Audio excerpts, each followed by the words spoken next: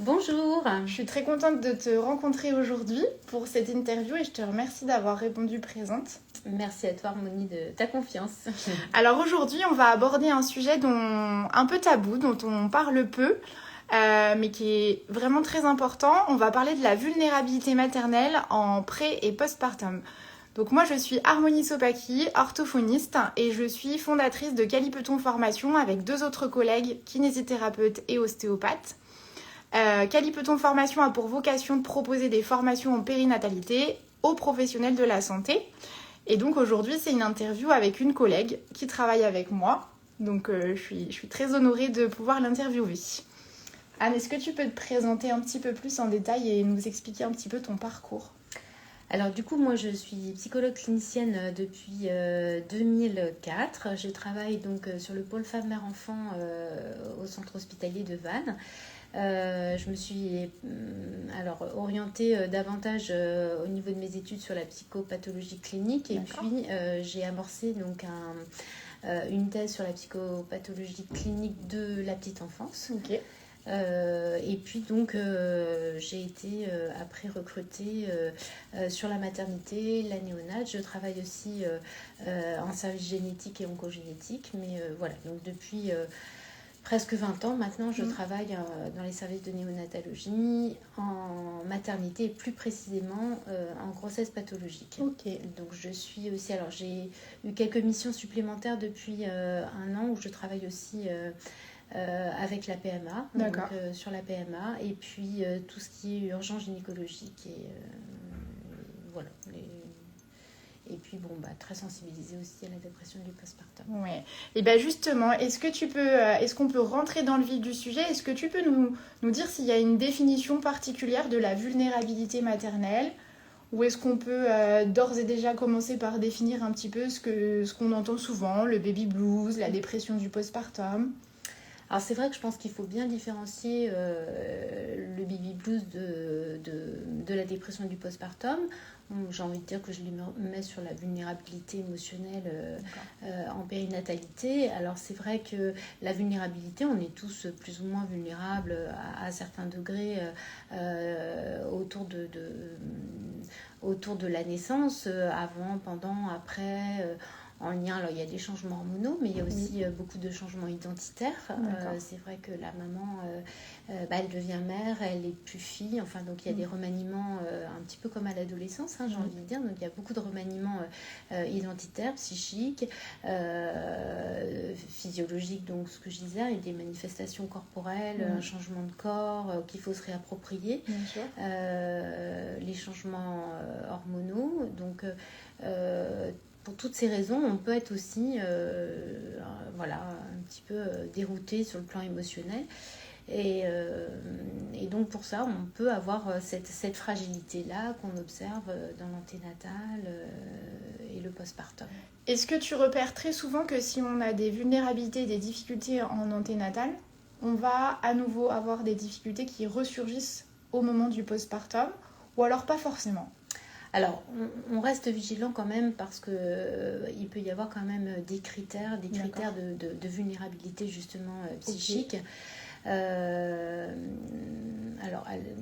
Ces critères-là sont nombreux. Il peut y avoir déjà un parcours d'infertilité, de PMA qui fragilise la parentalité. Lorsque le bébé arrive, c'est vrai que la quête, elle est totalement différente. Il y a de nombreux deuils à faire. Enfin, il y a beaucoup de choses qui rentrent en ligne de compte. Je pense aussi qu'il y a des facteurs psychosociaux, des personnes qui, parfois, il y a un isolement social, il y a une grande précarité. Donc, il y a cette vulnérabilité-là. Je dirais des patientes aussi qui sont dans des parcours d'addiction. Donc là, il y a une vulnérabilité aussi où il faut aussi adapter les traitements avant, pendant, après. Les troubles psychiques, évidemment, quand il y a des antécédents de dépression, avec des patientes qui sont aussi qui ont dû arrêter leur traitement pendant la grossesse. Donc il faut aussi rester vigilants dans le postpartum. Bien sûr. Parce qu'entre la fatigue qui majore l'état psychique parfois, et puis les changements hormonaux, et ça en plus, ce sevrage qui a dû avoir lieu en termes de traitement, qu'il faut peut-être parfois réamorcer, réinitier, que c'est pas toujours facile, avec parfois des concessions à faire sur l'allaitement. C'est-à-dire, bon voilà, je dois prendre le traitement parce que je voulais allaiter. Donc il y a aussi beaucoup de... Donc il y a cette vulnérabilité-là. Après, j'ai aussi eu des patients qui présentaient un syndrome dépressif en anténatal et qui au final ont pu mobiliser des ressources psychiques étonnantes dans le postpartum. Donc c'est pas non plus... voilà, c'est pas non plus irréversible. Et puis c'est pas parce qu'on a eu des fragilités qu'obligatoirement on va développer une dépression, ou en tout cas des choses difficiles à vivre. Super. Et après, on peut se dire aussi que plus on se connaît et plus on maîtrise un peu nos vulnérabilités, plus on va avoir des outils de toute façon pour signaler, aller chercher de l'aide. Il existe, c'est vrai, aujourd'hui, plusieurs structures, plusieurs possibilités d'aide. Donc déjà, moi, c'est vrai qu'avec ma collègue, on a tendance à passer, en tout cas en systématique, quand il y a des vulnérabilités ou des demandes qui émanent des sages-femmes, mais aussi des patientes. Donc durant le séjour en maternité, donc c'est vrai qu'on passe en systématique où on dépose nos cartes. Donc elles ont aussi nos coordonnées pour pouvoir nous solliciter en cas de besoin. Bien sûr. Les médecins, les gynécologues aussi, ou les médecins généralistes, quand ils repèrent des fragilités aussi, ils peuvent aussi nous solliciter en amont. Et là, on peut faire un travail en anténatal.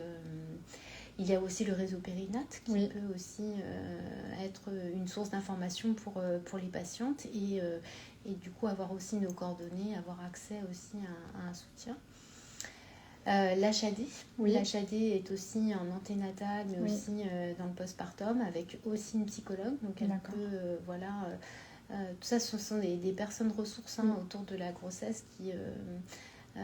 ces ressources-là sont assez nouvelles, mais vraiment très étayantes, je trouve, et qui peuvent être très soutenantes. C'est la PMI. Oui, et du coup, ça me fait écho à une autre question. Anne, aujourd'hui, une sage-femme qui repère en libéral des difficultés chez une patiente précise, mais qui n'est pas suivie à l'hôpital, peut venir te solliciter ou donner ton contact? Alors, il faut que la patiente soit suivie, en tout cas connue de l'établissement, pour pouvoir nous rencontrer.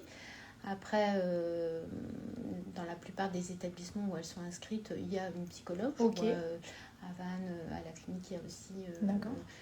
donc voilà, en général, là où elles sont inscrites, elles peuvent se rapprocher de l'établissement pour avoir un accompagnement. Super, très bien. Et du coup, tu nous disais rencontrer les couples aussi dans leur parcours de fertilité un petit peu. Est-ce que tu peux nous dire à quelles étapes précisément ça va... Alors c'est assez variable. Moi, je suis souvent sollicitée plutôt par le médecin spécialisé de la PMA dans notre établissement lorsqu'elle repère un parcours long ou des fragilités psychiques. Donc effectivement, j'accompagne la patiente, mais j'accompagne aussi le couple dans leur parcours qui est souvent très éprouvant. C'est pas encore en systématique alors? C'est pas en systématique. Ok, sur Vannes, en tout cas sur l'hôpital de Vannes, c'est pas en systématique. Alors en systématique, ce qui est proposé, c'est dans les centres PMA, mais à Vannes, effectivement, on n'est pas un centre PMA. Donc c'est plutôt lorsque le couple est à distance du centre PMA et que le couple est aussi suivi par un praticien de l'hôpital, où là, effectivement, ils peuvent être adressés. Très bien. Et du coup, quand tu parles du couple, ça fait écho aux parents, aux coparents, aux pères. Tu as l'habitude aussi de rencontrer... on parle beaucoup de vulnérabilité maternelle, mais on peut aussi parler de vulnérabilité paternelle dans la parentalité. Tout à fait, mais j'ai de plus en plus de papas. Je pense qu'il y a une évolution aussi dans la prise en considération de la souffrance paternelle, en fait, puisque c'est vrai que je pense qu'avant, il s'autorisait pas, mais parce que la société ne l'autorisait pas. Le papa doit être sourd, ne doit pas pleurer. Enfin, voilà, être fort, en fait, c'est ça. Et aujourd'hui, on leur dit que non, ils ont aussi le droit, parce qu'il y a aussi beaucoup de détresse, beaucoup de souffrance. Alors, souvent, ce sont des papas qui se sont sentis extrêmement impuissants pour accompagner la maman dans la souffrance physique au moment de l'accouchement, psychique, hantée, etc. Donc, complètement... je dirais même démunis, ne sachant pas si c'est normal, comment accompagner, etc. Donc il y a ça. Ils ont aussi des inquiétudes, je dirais, parfois sociales, financières, dans la logistique, l'organisation. Donc voilà, il y a des préoccupations qui sont différentes des préoccupations maternelles, mais je trouve que c'est très important aussi de leur donner cet espace. Donc moi, en systématique, je pose la question aussi. C'est leur laisser aussi une place un petit peu plus importante, à la fois dans la parentalité, dans comment eux, ils souhaitent se positionner auprès de leur bébé, mais aussi finalement dans leur couple. Oui, comment eux, ils pensent la parentalité. Je pense qu'on leur pose pas assez la question. Oui, tout à fait. Et je pense que là, c'est vrai que il y a eu, voilà, une prise en compte, mais qui demande encore à être... réfléchir, travailler, renforcer, tout à fait. Soutenu par les professionnels de santé aussi. Je vois en néonat, par exemple, en néonatologie, quand la maman est encore au bloc ou dans les soins, c'est vrai qu'on sollicite beaucoup le papa et on propose le pot à pot avec le papa. Et je trouve que ça leur donne une place là qu'ils peuvent prendre et il y a vraiment une évolution dans ce sens-là qui est intéressante. On veut donner plus d'importance aujourd'hui au papa, on veut mettre en avant le rôle du père dans la parentalité. Et du coup, moi, tu vois, ça me fait écho aussi aux EPP, aux entretiens prénatal précoces, exactement.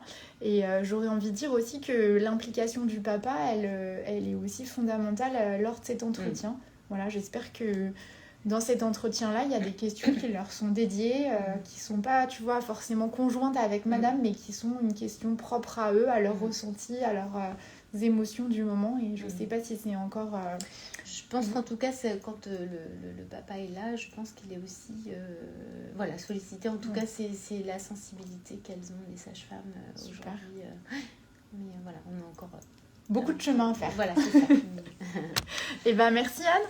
Et on a parlé de facteurs de risque. Est-ce que tu pourrais peut-être, pour reparler un peu dépression du postpartum ou baby blues, est-ce que tu pourrais nous donner quelques signaux d'alerte un petit peu ou des repères qui doivent nous alerter en tant que professionnels de santé en libéral si on côtoie, que ce soit le papa ou la maman, mais... Alors, je dirais qu'il faut bien différencier ce qu'on peut appeler le baby blues et puis vraiment un début de dépression du postpartum, c'est en termes d'intensité, surtout et en termes de durée. C'est vrai que on a tous des fragilités autour de la naissance. On pleure beaucoup parce que y a beaucoup d'émotions aussi. Alors les larmes, c'est pas forcément quand on est triste, mais ça déborde aussi. Tout à fait. D'émotions. On se demande, c'est très fort, très intense. Donc on a aussi besoin de s'exprimer par des larmes, etc. Donc c'est pas forcément de la tristesse ou de la détresse psychique. Il y a aussi cette fatigue et de se dire il va falloir durer combien de temps comme ça sans avoir dormi, sans avoir... Il y a aussi la douleur, le corps a été éprouvé, donc c'est vrai qu'il y a aussi cette gestion de la douleur qui n'est pas toujours évidente et qui est fatigante, la chute hormonale. Donc il y a beaucoup de facteurs qui font que on a le droit d'être fatigué, on a le droit de déprimer un petit peu, etc., de pleurer. Ça fait partie de la naissance, c'est ce que je dis, il faut s'autoriser. Alors ce qui n'est pas toujours conçu non plus dans la société, parce que quand on donne naissance, on doit être heureux. Félicitations, bravo, qu'est-ce que tu dois être heureuse, etc. Donc on ne s'autorise pas non plus forcément à exprimer une certaine détresse, une certaine tristesse. Donc ça c'est important aussi, moi je leur laisse cette place et ce droit aussi, cette normalisation de se dire mais vous avez le droit et c'est normal de pleurer. Donc ça je trouve que c'est important qu'elles puissent s'autoriser à déposer ça. Et de se dire que c'est normal et que sans culpabilité en fait. Donc ça j'insiste beaucoup sur cet aspect-là en entretien. Après, je leur dis effectivement, je leur donne quelques consigne en disant si vous sentez qu'effectivement ces pleurs persistent sur plusieurs jours, qu'il y a une aboulie, on n'a plus envie de se lever, on n'a plus envie de faire les choses, une espèce d'anédonie, perte de plaisir, des troubles du sommeil, des troubles alimentaires, on n'a plus envie de s'occuper de bébé, ou on a l'impression de ne plus être en lien, en phase, en interaction avec lui, de ne plus savoir répondre aux besoins. Quand on a des signaux comme ça qui deviennent vraiment bruyants et qui envahissent le quotidien, donc je leur demande vraiment là de me contacter, et puis, parce que là effectivement on partirait plus sur un versant un peu plus pathologique, et donc là ça demande d'être accompagné. Oui, et là du coup il n'y a pas seulement un soutien psychologique qui doit éventuellement être mis en place, il y a aussi d'autres aides potentiellement qui peuvent être soulevées. Oui, tout à fait. Alors c'est vrai que moi je me mets aussi en lien beaucoup, je travaille avec l'assistante sociale, où comment on peut aussi étayer autour de s'il y a aussi une fatigue, c'est peut-être de réfléchir sur la mise en place d'une TISF, une intervention à la maison, d'une dame qui pourrait les aider dans les tâches de la vie quotidienne, de l'organisation aussi, puis de la PMI aussi, c'est vraiment aussi une structure ressource. Et puis je sollicite aussi beaucoup l'UTTP, c'est l'unité thérapeutique parent-bébé. Quand des couples se sentent vulnérables par rapport aux liens, aux besoins du bébé, où ils ont l'impression de ne pas être ajustés, ou qui se questionnent beaucoup. Quand il y a eu des antécédents aussi, quand je parlais d'antécédents de vulnérabilité, c'est les antécédents obstétricaux aussi. Lorsque les parents, moi j'ai beaucoup de parents qui sont endeuillés, alors soit il y a eu des fausses couches tardives, mais aussi des interruptions médicales de grossesse, ou des morts fétales in utero, ça existe aussi. Donc ça, c'est aussi une possibilité de vulnérabilité autour de la naissance, et donc c'est vrai que moi je leur propose un accompagnement, mais je propose aussi en fonction des difficultés un réseau. Est-ce que tu pourrais peut-être en quelques mots nous expliquer un petit peu comment fonctionne l'UTPB ? Je ne sais pas si c'est possible. Oui, c'est une équipe où il y a donc un pédopsychiatre, une psychologue, et puis des infirmières puéricultrices en fait, et elles travaillent beaucoup sur, au départ elles échangent, elles essayent de repérer un petit peu les difficultés du couple, et essayer de proposer un accompagnement en fonction des difficultés. Ça peut être juste une séance avec une puéricultrice, ça peut être aussi, alors je crois qu'il y a de la psychomotricité aussi, l'orthophonie. C'est des entretiens qui se font au chevet de la maman du coup ? Alors, en fait, souvent, quand je repère, moi, des besoins, soit elles sont encore hospitalisées, ou alors le bébé est hospitalisé en néonat, et la puéricultrice peut se présenter et faire du lien. Soit quand il y a une sortie, et puis que je sens qu'au décours, moi, de mes consultations, je vois qu'il y a quand même besoin d'un étayage en ce sens. Et bien, dans ces cas-là, j'appelle le TPB, puis je propose un rendez-vous, je fais un lien avec l'accord, bien sûr, des parents, et puis on convient d'un rendez-vous, quoi. Très bien, super. Est-ce qu'il y a une hospitalisation possible à l'UTPB maman-bébé, ou non, pas du tout ? Pas d'hospitalisation, c'est vraiment c'est des consultations. Des consultations, des rendez-vous. Voilà. Super. Il y a du travail en groupe peut-être à un moment ? Alors, je crois que c'est possible. Après, je ne sais pas comment ça peut se faire. Mais oui. C'est jusqu'à l'âge de 2 ans. En tout cas, ça c'est intéressant à voir. Très bien. Et bah super, merci beaucoup Anne. Et tu vois, toutes ces questions aussi, ça me donne envie de repartir un petit peu sur tous les tabous ou toutes les idées reçues qui sont véhiculées par la société. Est-ce que les mamans, elles t'en livrent quelques-unes ? Est-ce qu'il y a des réflexions de l'entourage comme ça qui... Est-ce qu'il y a une ou deux idées reçues, tu vois, que tu auras envie de déconstruire là pendant l'interview ? Oui, parfois c'est vrai que c'est la prise en compte de la détresse, de la souffrance.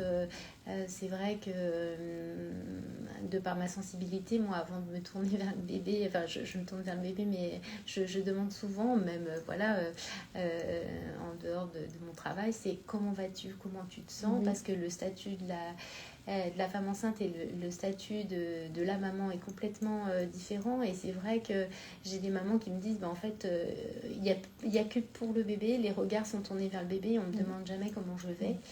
Et ça, je trouve que c'est vraiment important. Et c'est vrai une fois que le bébé est né, du coup, il y a une perte identitaire. Oui, et puis une transparence, en fait. On a l'impression, voilà, j'ai donné naissance et maintenant, je suis plus considérée.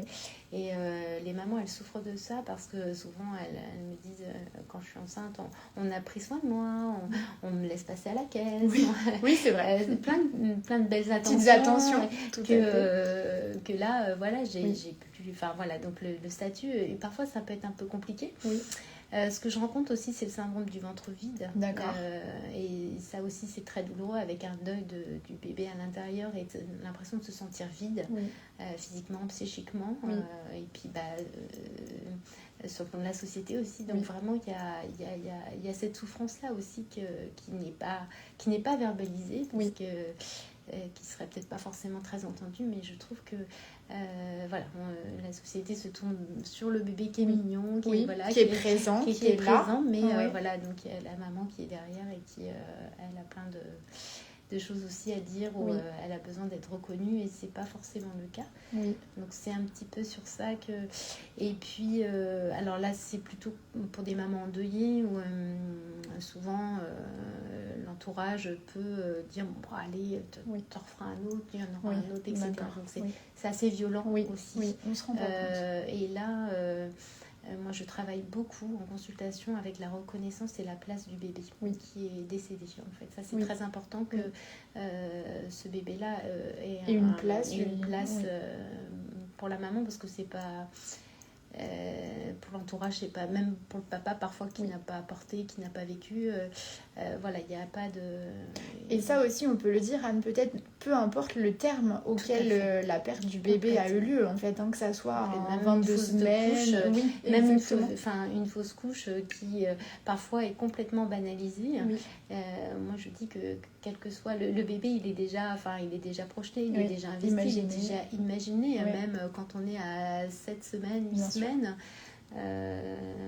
On se sait enceinte, on commence à se projeter, et là il y a de nouveau un autre maniement, et puis je dirais des failles narcissiques aussi, parce qu'on se dit mais j'ai pas été en mesure de poursuivre la grossesse, donc il y a une certaine culpabilité et puis vraiment de se dire je suis pas capable en fait, cette notion de capacité et d'estime de soi en fait, donc tout ça il faut travailler, et puis travailler sur une réassurance aussi, de se dire mais c'est pas parce qu'il s'est passé ça que on fait le deuil de l'enfant à la maison, mais on fait pas le deuil de la parentalité, de la maternité. Bien sûr. C'est très important. Et bien justement là, tu nous évoquais un petit peu les émotions que les mamans te livrent en fait dans ces périodes vulnérables. Est-ce que tu peux nous citer d'autres émotions aussi que tu rencontres? Est-ce que donc là tu parlais d'émotions plutôt contre elles, donc de culpabilité, failles narcissiques, des difficultés à... Est-ce que des fois elles t'évoquent aussi des difficultés à faire confiance au corps médical, ou une colère contre le corps médical ou même le conjoint Alors c'est vrai que on peut avoir des manifestations comme ça. Je pense souvent la colère elle est souvent contre ses mamans, mais qui est sublimée, qui est du coup projetée. Et souvent, puis il y a toute cette redistribution de place, etc. Donc dans le couple peut être éprouvé. Chacun doit trouver sa place, une nouvelle place avec un enfant à la maison. Et c'est pas évident, parce que le papa, il peut aussi se sentir complètement abandonné, aussi, projeté, tout à fait. où il trouve pas sa place non plus dans cette diade. Donc du coup, ça peut entraîner des conflits de couple. Et puis avec les grands-parents aussi, où on ne trouve pas forcément de place. Ce matin, c'était compliqué. Une maman qui ne parvenait plus à échanger avec sa belle-mère. D'accord. Il y a eu des tensions. Donc, c'est pas rare qu'il y ait... comme il y a des changements de statut, il y a aussi des remaniements et donc parfois des difficultés de communication. Donc ça peut générer des conflits en fait. J'entends bien. Et du coup, quels outils tu proposes à ces mamans un petit peu, ou à ces parents qui viennent, ou à ces papas même qui viennent te confier une vulnérabilité? Est-ce que toi tu as des petits outils à leur proposer Oui, c'est vrai que alors c'est vrai qu'on peut... Alors moi je suis aussi formée à l'EMDR, la diathèse, des techniques de thérapie, bref, qui permettent aussi de se poser et puis de prendre du recul aussi, parce que c'est vrai qu'on se rend compte qu'on est pris peut-être aussi dans une émotion très importante associée à de la fatigue, etc. Et on n'a pas forcément le recul suffisant. Donc c'est de se poser un petit peu, d'essayer de réfléchir et de ne pas être dans l'action tout de suite. En tout cas, d'essayer de prendre du recul et puis de communiquer, surtout parce qu'il y a souvent beaucoup de malentendus en fait, entre une grand-mère qui est omniprésente mais qui veut tout faire, qui veut rendre service, et au final il y a de la maladresse, mais en tout cas c'est renvoyé comme c'est de l'incompétence, voilà. Et du coup c'est souvent plus de l'incompréhension et des malentendus, et ça mérite en tout cas d'être discuté, d'être échangé, de faire part de leur ressenti. Donc en tout cas ils peuvent le déposer avec moi. Moi j'essaie de leur apporter une grille de lecture sur ce qui se passe, et puis prendre un peu de distance, du temps aussi. La temporalité est très importante, il faut l'apprivoiser aussi. Et généralement ça rentre dans l'ordre. Bon, super. Merci beaucoup, Anne. C'est hyper riche tout ce que tu nous évoques là. Alors, on a parlé de plein de choses. Éventuellement, est-ce que tu aurais, je sais pas, une dernière chose à dire aux professionnels de santé qui accompagnent des mamans là, si tu avais un dernier mot à dire. Oui, je pense que vraiment, il faut être sensibilisé et ne pas perdre l'idée que potentiellement la maman qui consulte va pas bien, et derrière son sourire social, et il peut avoir un gros chagrin derrière. Donc quand on dit, moi c'est vrai que quand je passe dans le service, comment allez-vous? Ça va, ça va bien. J'essaie de pousser un petit peu le questionnement pour vraiment m'assurer que vraiment ça va bien, et que parce que quand elle va pas très bien, en général dans les 10 secondes ça craque. Oui, mais donc, après il faut pas hésiter à chercher un petit peu, quoi. Avec des questions ouvertes aussi, très parce ouvertes, que voilà, plus on va aller vers des questions fermées, des fois c'est un peu le type de questions dont on a l'habitude, tu vois, nous avec nos formations très très anamnéstiques. Vous allez bien? Non, c'est comment allez-vous? Comment exactement. vous vous sentez? Voilà, comment inviter à s'interroger soi-même aussi sur son état émotionnel, parce que parfois la patiente peut être aussi défensive de par son... Mais si on l'autorise un petit peu, ça peut aussi le déclencher. C'est hyper intéressant ce que tu dis là, parce que encore plus quand on est soignant à l'hôpital, effectivement, toutes ces démarches un peu de défensive ou de colère qui sont renvoyées aux soignants, on peut avoir tendance à les prendre pour nous, en fait, en tant que professionnels de santé. Et tu vois, en t'écoutant, ça nous fait plutôt écho à plutôt un mal-être chez le parent qui viendrait... Complètement, oui. Pas plus tard que ce matin, une dame qui est très défensive avec les soins de la sage-femme, qui s'est présentée à moi de façon aussi très défensive, etc. Et en fait, au fil du temps, en interrogeant tout ça, elle s'est effondrée, et sa colère, elle est tournée contre elle, en fait. Mais elle ne sait pas trop comment faire avec, et du coup, elle est projetée. Et puis, mais ça, c'est souvent le cas, en fait. Eh bien, merci beaucoup, Anne, pour toutes ces explications. C'était très riche. J'ai pris beaucoup de plaisir à échanger avec toi, et j'aurai plaisir aussi à éventuellement te réécouter sur une autre thématique. Eh bien, volontiers. Merci à toi. À bientôt, Anne. À bientôt.